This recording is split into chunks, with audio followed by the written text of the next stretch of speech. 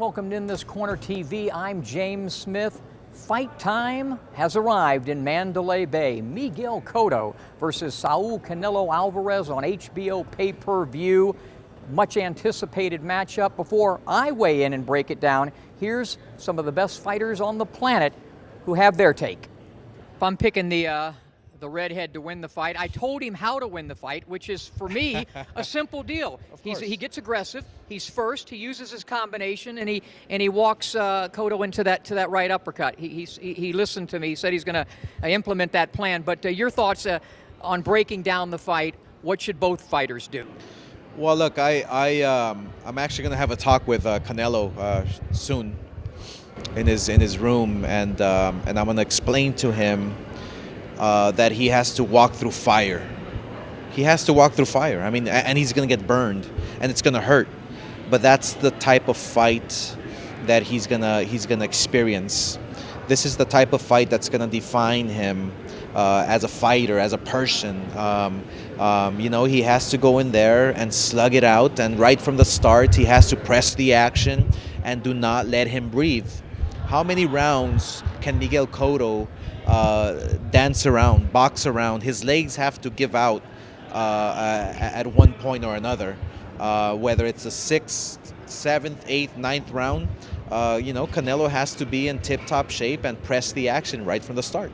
I think that Canelo is going to win the fight. I think he's going to stop Cotto, and I think what he must do to do that is jump right on Miguel Cotto and be aggressive, use his size and his youth and his quick hands, and not let Cotto get comfortable. That's my pick. You can analyze my pick. Well, I agree with you on what he must do if he's going to pull an upset off like that. But here's the problem.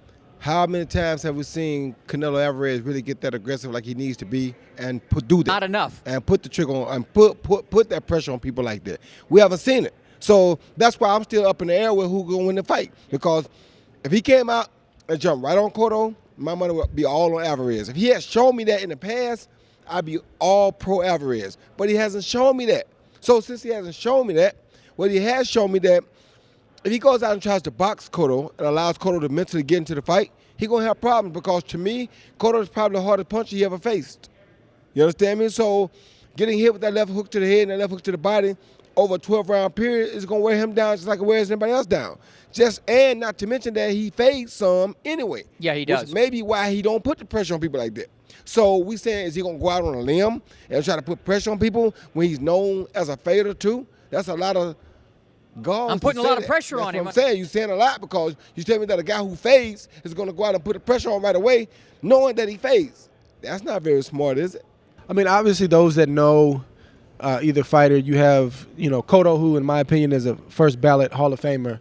Cotto can box. Cotto can take it. Cotto can dish it out. Cotto can slug.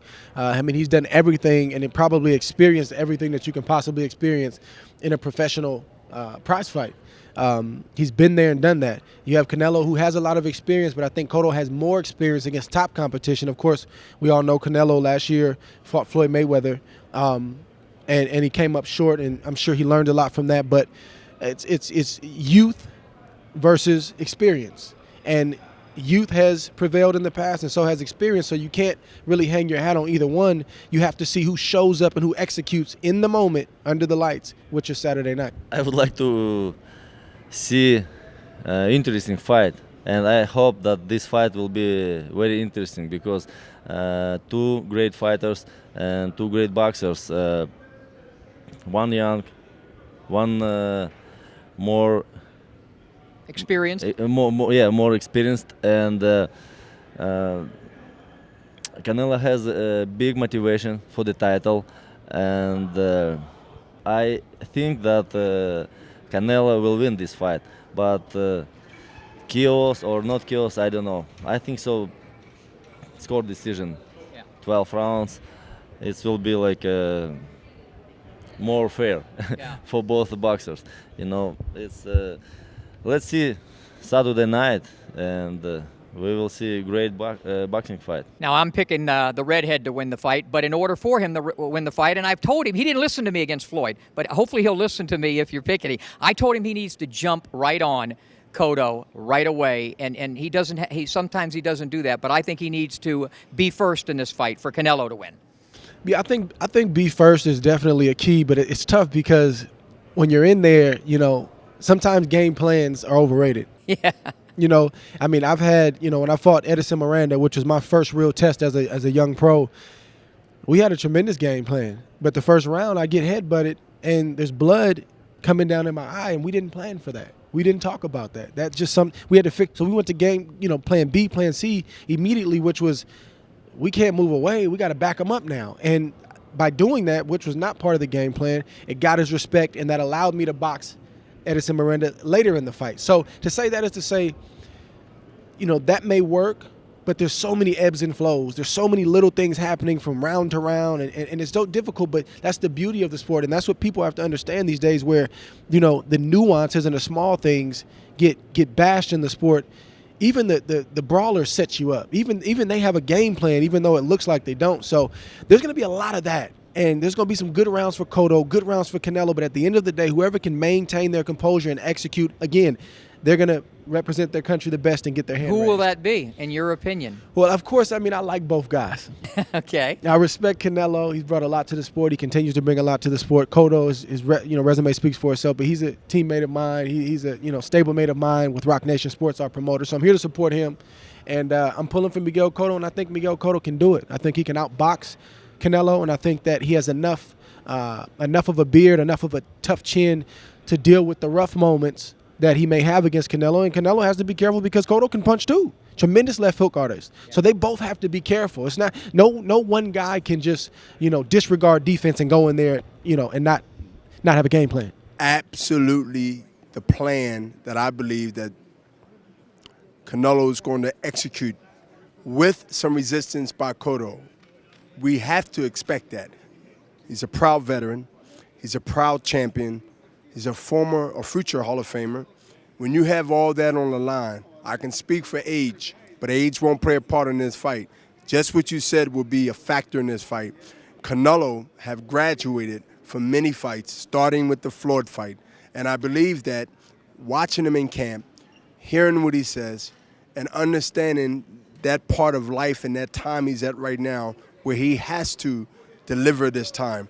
And I see this fight being a stoppage in the 9th or 10th round, and Canelo will be champion. In terms of this rivalry, you've been a part of it, Mexico, Puerto Rico, it's a tremendous rivalry. Talk about that.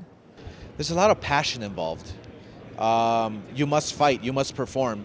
Fans are expecting for you to go out there and go out with your shield, basically. I mean, this fight here, if people can remember, reminds me of Felix Trinidad versus Fernando Vargas.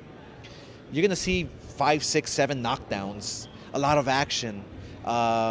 People on their edge of their seat, just waiting for more action and cheering on for their best, fighter to win. This is what Mexico versus Puerto Rico is all about, passion. But with a different outcome than that one, though. It's going to be Mexico winning this one, not Puerto Rico. I'm hoping my guy wins, but realistically, I wish that the fans are going to be the winners here. I mean, I just want to see a great fight. What about for Miguel Cotto? What should his strategy be against Alvarez?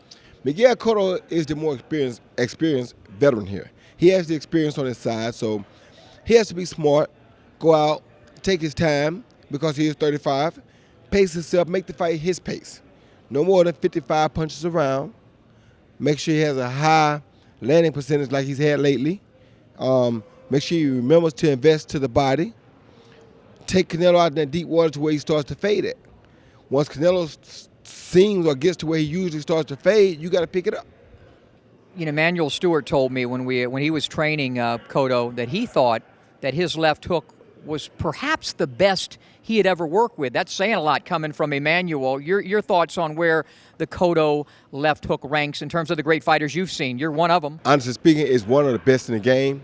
But the reason I threw up a 2 because, now you're right, it could be the best left hook that Emmanuel ever trained. That could be right. So that's why I said you right there. But I'm the best hooker in the game by far. I ain't gonna take that from nobody gonna take that from me until I see a better one. I'm the best hooker to ever live when it comes to boxing. Wait a minute, Joe Frazier just looked down and said, well, what about me, Roy? What about Could Joe he throw Frazier? 6 of them that either one of them could knock you out?